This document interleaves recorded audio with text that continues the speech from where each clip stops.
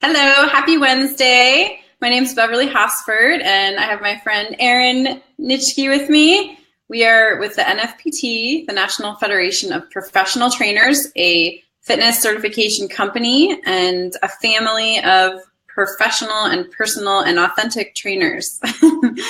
We are doing our weekly NFPT Live episode, and how are you doing today, Erin? I'm good. A little tired, recovering from my road trip, but other than that, doing pretty well. How about you? I'm pretty good. I'm excited and a little sleep deprived because my baby Isaac, who's 11 months old now, is learning to walk. And it is just so sweet for an anatomy and biomechanics nerd like myself to get to watch how this happens. I'm just enjoying it so much to see the progression from sitting to standing to squatting to now he's starting to let go and rotate his torso, and I'm just enamored. I'm enamored with it, but we're a little tired because when he's working on walking, he doesn't sleep as well because he's just so excited about getting to be able to walk. Do you remember when Olivia started walking, your daughter? Yeah, she was 9.5 months.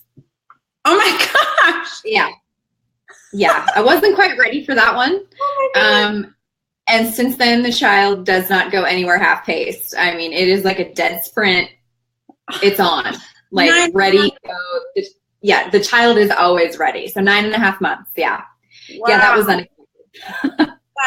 That is incredible. And some kids, like, I don't think I walked until 13 months, and I've heard some kids maybe not till 15. And it just makes me think about personal training and how you have all these clients and they have the same goals and they all reach them at different times. And I mean, because kids, they're born all with that same goal to eventually walk. And anyway, the parallels are just endless. It just gets me going to think about it.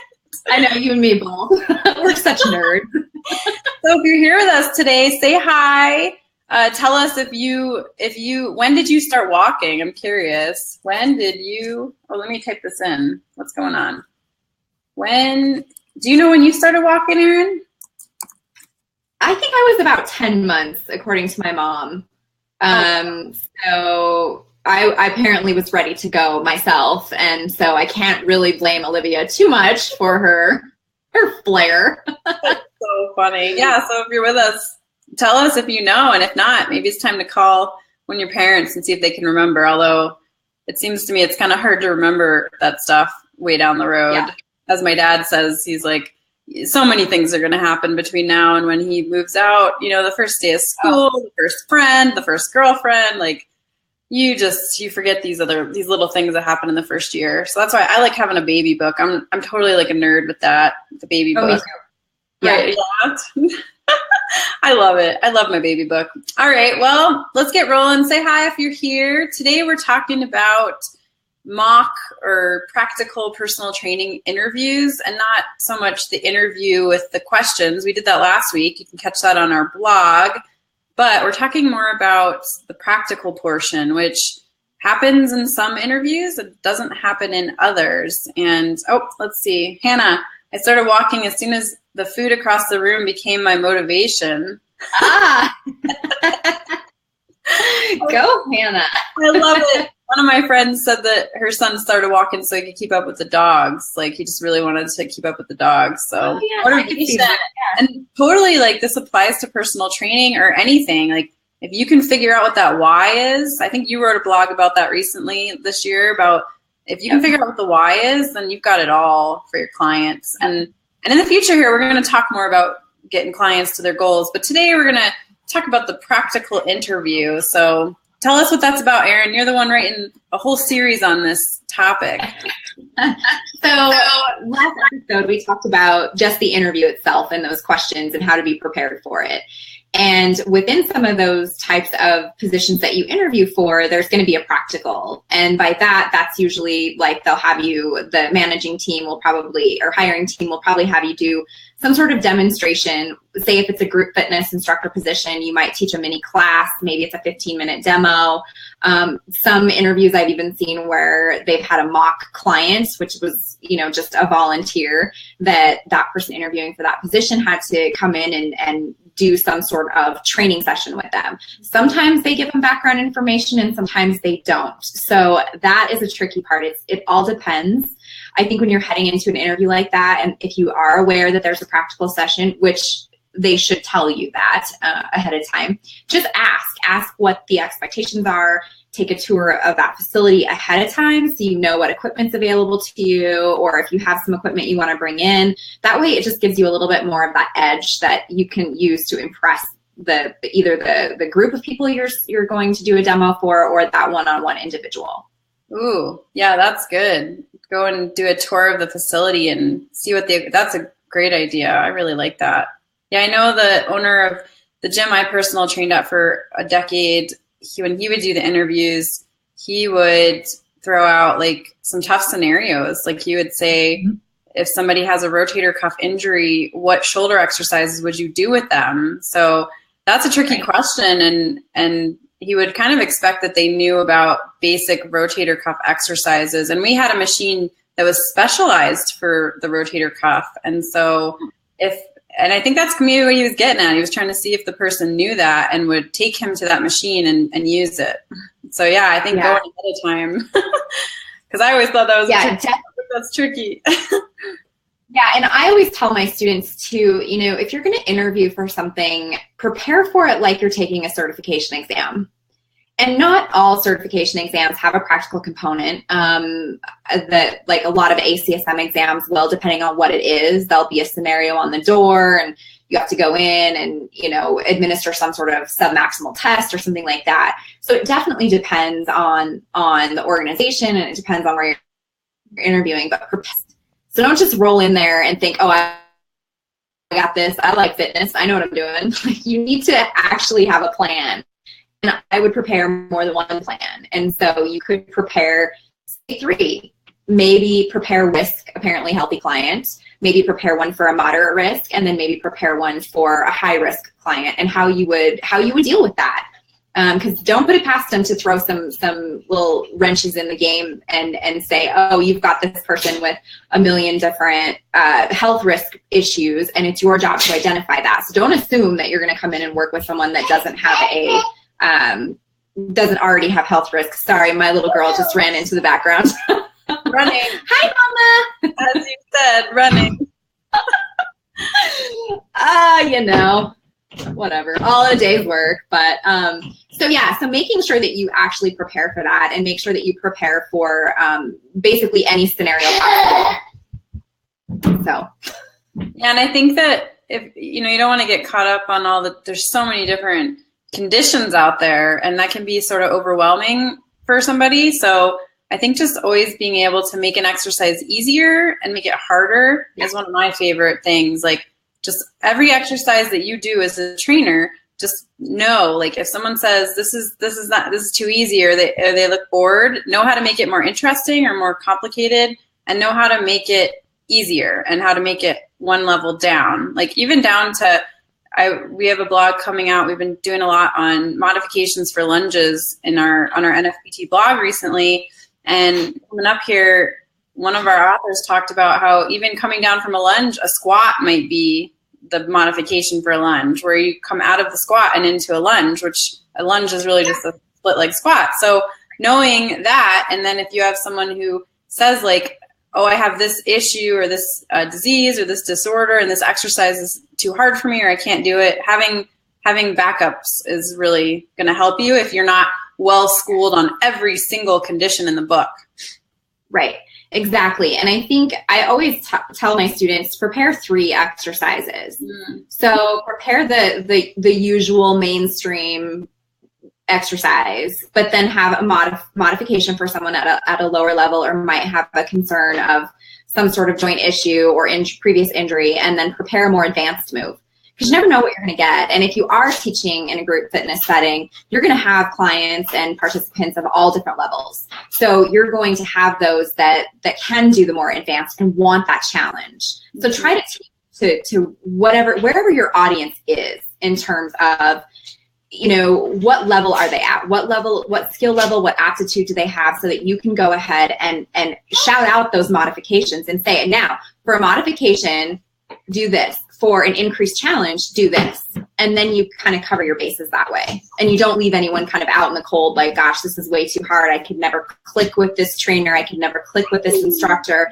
And you also don't, bore your other participants. So Totally. Sorry, my child is having a meltdown.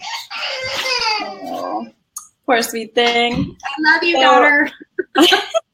So I was just thinking, and when I was thinking about this topic, there's so many parallels to this. So even if you're not interviewing, there are some skills here that are essential for trainers, whether you're going to interview or not. Like, you should definitely be able to modify, and you should be able to read a client, and you should definitely ask them a lot of questions, as long as they don't get annoyed by them. Some people get annoyed by too many questions, but you should ask them, what's your RPE? What's your ratings of perceived exertion on a scale of 1 to 10? Is this exercise a 3, a 4? After a few exercises, you might say, like, which of those exercises did you like the best? Or which of those exercises was the most challenging for you? And really just being connected, because I did an interview this week with one of our seasoned trainers who is a bodybuilder and power lifter, and he's a renowned guy, and he's 80 now, and he's training people, and he's getting really good results with them. And he said one of the biggest problems he sees with newer trainers is that they're standing there, like, looking at their watch or looking at their smartphone or eating or drinking. And I know that's not any of our viewers, but but I think just having that habit of, like, checking in constantly. So if you're in an interview or you're just in that first session with somebody, asking questions and paying attention. Are they resonating with your questions? Are they appreciating them? Or are they getting annoyed that you keep asking them questions? Because everybody's expectations and communication style are different. And so I think those are some skills that you need to have whether you're interviewing or not. And very true. Yes. And I think another question, if you're going to get in the habit of asking questions, and when you're teaching an exercise, ask where they feel that exercise working. Right. If you're doing an exercise that's supposed to target the glutes and they're complaining about low back issues, well, and that way you can try to make modifications as you go. Because as you roll into a practical interview, you're most likely not going to have a ton of background on the individual. So you would not have had the benefit of taking them through an entire battery of physical assessments that give you that picture of, oh, this person has really great X, Y, and Z, but they're kind of deficient here, or they've got muscular imbalances here and postural concerns here. So you're not going to have a lot of that information when you go in. And if you're feeling it in your low back, you need to pull your pelvis forward or something like that, engage the core, something to that nature to help modify that, because that's also a piece of getting results is your form correct. So you need to be able, when you're giving these demos, look at that form, and who knows, I've even had some scenarios where if somebody is interviewing and doing a practical, they have people in the audience that are specifically doing the wrong form. Mm-hmm. And that's tricky. So making sure that you executing, and usually it's an exaggerated kind of move, so that it's pretty obvious that this person is not, taking a wide enough step in a lunge, or, they're using momentum or something, just common errors that we see people make all the time. So being prepared to point out errors is important. Yeah, that's a really good point to bring up, looking for those errors. And yeah, some people that are interviewing you are better actors than others, and they might throw in some bad form to see if you're correcting it. And another thought I had was that you can lead the interview a little bit too. Basically, like, if you're asking lots of questions and checking in, they're not going to have as much time to come up with creative tricks like that, because they're going to be busy answering your questions, paying attention to their body. I loved your tip about the muscles, of course, I'm such an anatomy geek. And of course I would bring it up because I'm such a dork. Ask them where they're feeling it. Where are you feeling this exercise? And some people are going to feel it in different areas than others, but just getting them to pay attention. One of our authors, Alex, just wrote a blog that's coming out this week about mindfulness in the gym.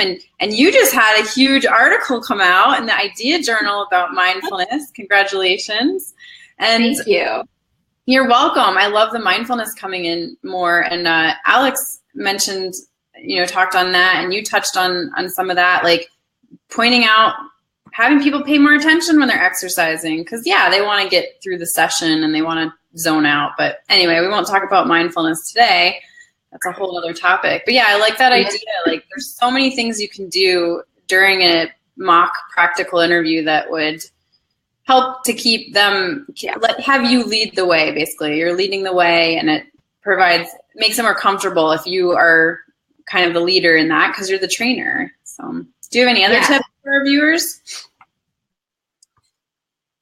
They're teaching it or giving a demo of some kind. I think not only in addition to watching out for those exercise science-y things, the form and the exercise itself, the modifications, the challenges, but making sure that you're teaching it like you would in an actual setting. So motivate them, cue them, but don't over cue. You don't need to say, great job, keep going on every single rep, like stay in the burn or something like that. Little reminders here and there, because like you just said, when you're working with someone, it's easy for someone to just like mentally check on out. Like whatever, my trainer's going to tell me when to stop and I've reached my 3 sets of 10 or whatever predetermined, amount or volume you're going to give them. Make sure that they're still with you. Make sure that you say, okay, remind them, squeeze your dumbbells or, something like that to still cue them. Because a lot of times over the course of an exercise, our form gets a little sloppy. We mentally check out because we just want to get through it. I do it myself, and I have to remind myself, engage the core, something like that. So make sure that you're cueing. Even though you might be teaching to a group of professionals, you still need to be able to teach as if this was a group of individuals you would be training in a normal day-to-day group exercise setting or personal training setting. Yeah. Yeah. And boy, there's just so many great tips, so much to think about. So it makes me think, like, how do you squeeze this all in? I remember when I would get evaluated as a group fitness instructor, I would feel like I was doing everything and there was always something I was missing. And so I feel like the best way to incorporate all of these habits, which I would call them habits, into your training and skills is to practice. If you're a new trainer and you're looking around for a job and you want to make sure you nail that practical interview, make sure you're practicing on your friends and family. Some of the most successful personal trainers I've coached or taught over the years were the ones that were training their friends and family in their garage or in their living room before they got certified, once they got certified, after they got certified. And then the confidence is there, the skills are there, and their friends and family are getting results. So they're telling other people, and it just built them a natural business. So I think this is all great, not only if you're interviewing, but just in general to build those skills and to hit on all these different points. Because it can be overwhelming, I think, at first to check form, to point out the muscle, to ask some questions. It's a lot to remember. It is. It's a lot to remember. And I think too, it's something that just comes with time. Like anything, you start teaching and then you naturally become better at it if you are willing to pause and reflect and find out, okay, what went well? And I do that with lesson planning. I'll execute a lesson plan and then I go back and I review it and I'm like, okay, what went really well? What really I saw going differently in my mind did not go very well. How can I change it? And so if you're somebody that's committed to making that improvement and that continuous quality improvement, you will naturally improve over time because you are reflecting on what didn't go well. And I also advise people, take another group fitness instructor's class. You can learn a lot from other people. And that's really what I feel like our industry should be about, is kind of harnessing all of our talents and helping each other along and inspiring each other. So take another class from somebody else. You might get some really great ideas and you might come across something that just doesn't work for you and that is just not your speed. And that is totally fine. But that's also how you carve out who you are and kind of put your trademark on your business or on your skills, on your technique. Yeah. Yeah. And you made me think, like, at the end of the day, you can only be where you're at. So if you're brand new and you're nervous, you go into that practical interview, you do your best job, and maybe you get the job, maybe you don't get the job. A lot of employers these days, I think, are willing to work with new trainers and help to build them up. And that's part of that reason they do the interview, is not to like trick you or anything. It's more to see where you're at, and then to be able to say, okay, I see where you're at and we need to do a little work before we hire you, or I think we're going to start you out as a group fitness instructor or something like that. So don't be too stressed out about applying all of these things or being perfect in that interview, because at the end of the day, when you get hired, you can only do what you know how to do already. So just pick up, something that we talked about today to implement into your business or into your training, and tell us what that is. We would love to know what that is. And is there anything else you want to share with our viewers today? No, I think, really the only thing is, like you said, really you can only do what it is that you know how to do. But I think when you invest and you infuse your energy and your passion into something, an employer is going to see that. If they're an aware employer and they're going to be somebody that's great to work for, they're going to see something in you. They're going to see your passion. It's going to come out naturally. And it's just like teaching classes. Students know when you don't like it and they know when you do. And so that's the same thing. I make mistakes all the time, and I'm a veteran educator. I've been doing it for 15 years.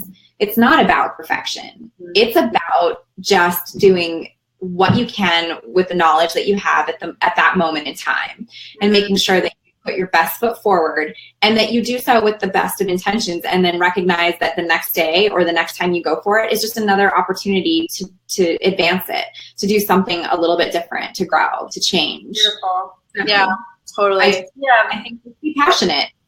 Yeah. Yeah. It's have fun. They're not just interviewing you for skills, they're interviewing you for your personality. So you can go back to make it sparkle. You could go back to our Facebook Live show about being authentic and being professional if you need some tips on that. And yeah, being yourself is really important, because at the end of the day, I know we hired some trainers at our gym who had no experience, but the owner of my gym saw something in them and felt like he could work with them, and he hired them because of their personality. So at the end of the day, you want to just be comfortable in your interview. That's always the most important thing, I think, is be comfortable, be who you are, and realize the road is long. The journey is long, and you're just wherever you are, and you'll be going wherever you're headed. So, yeah, we got Billy's here. Hi, Billy. Hi, Billy. Every master was once a beginner. Every pro was once an amateur. Billy, you and the quotes. Where are you getting? You are our quote man, Billy. I love it though. So true. I love it. It's great. And yeah, if anyone else is still here with us, please feel free to share any other tips you have. I think we're going to wrap it up here, though. Hey, ladies. I think Hannah is going to be our prize winner today, which is well-deserved because... Yes, I love that comment. As soon as the food across the room became my motivation. Sometimes that still motivates me, Hannah. Yeah, I answered our icebreaker question, which was in the beginning. So, Billy, when did you start walking? I'm wondering, since you're verbally saying you're here. I see we have a collection of viewers. Maybe they're shy or they're kind of, doing something else while they're watching. Yeah. But tell us if you know when you started walking, Billy, or when did your daughters start walking? So we're going to wrap it up. Lots of great tips. I think I'll have to list them out in the post. So these episodes go into a blog post the day after. And I think I will, Angie, I'd like to hear more about rotator cuff injuries. All right.